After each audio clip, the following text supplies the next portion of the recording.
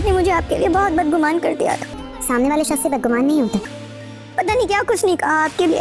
خوب بھیا کی خدمت کرو اور ان کا دل جیتو. جھوٹ کی عمر بہت کم ہوتی ہے، جیت ہمیشہ سچ کی ہوتی ہے. یہی پلان ہے امی، اس بار ایسی بازی چلی ہے.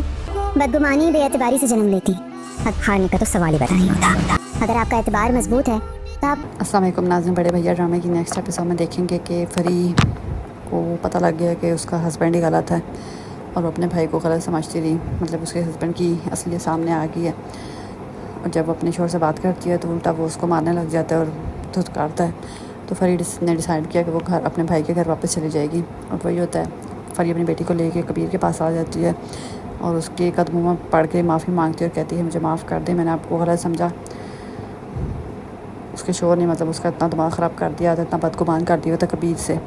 تو کبیر آگے سے کہتا کوئی بات نہیں، جھوٹ کی عمر ویسی تھوڑی ہوتی ہے، سچ کبھی نہ کبھی سامنے آ ہی جاتا ہے. اور دیکھو آ گیا سچ سامنے. تو پھر فری کہتی میں اس گھر میں کبھی واپس نہیں جاؤں گی، وہ انسان ٹھیک ہے ہی نہیں، میں نے اس کے لیے کیا کچھ نہیں کیا اور اس نے دھوکہ دیا مجھے. تو کبیر کہتا ہے ٹھیک ہے تمہارا اپنا گھر ہے، تم یہاں پہ رہ سکتی ہو جتنا ٹائم تم چاہو. کبیر کو سب کی پرواہ ہے لیکن اپنی بیوی کی پرواہ ہی نہیں ہے. ادھر وہ بیچاری اکیلی اداس پریشان. اس کی بہن اس کو سمجھاتی ہے کہ آپ ہی واپس چلے جائیں، تو میں بھی کہتی بالکل بھی نہیں. جب رشتے میں بدگمانی آ جائے، بے اعتباری آ جائے تو اس رشتے کو نبھانے کا کیا فائدہ. وہ ایک نہ ایک دن ٹوٹنا ہی ہوتا ہے، تو اچھا ٹائم سے ٹوٹ گیا. اس لیے مجھے بار بار نہ سمجھا، میں اس گھر میں واپس کبھی نہیں جاؤں گی. قربانیاں تو بہت خوش ہے لیکن اسے پتہ نہیں اس کی خوشی کے دن تھوڑے ہی تھے. اب فری آ گیا اس گھر میں، سب کو گھر سے نکال کے بڑی خوش ہوئی تھی کہ اکیلے گھر میں راج کرے گی. لیکن بڑی نند اس کی واپس آ گئی.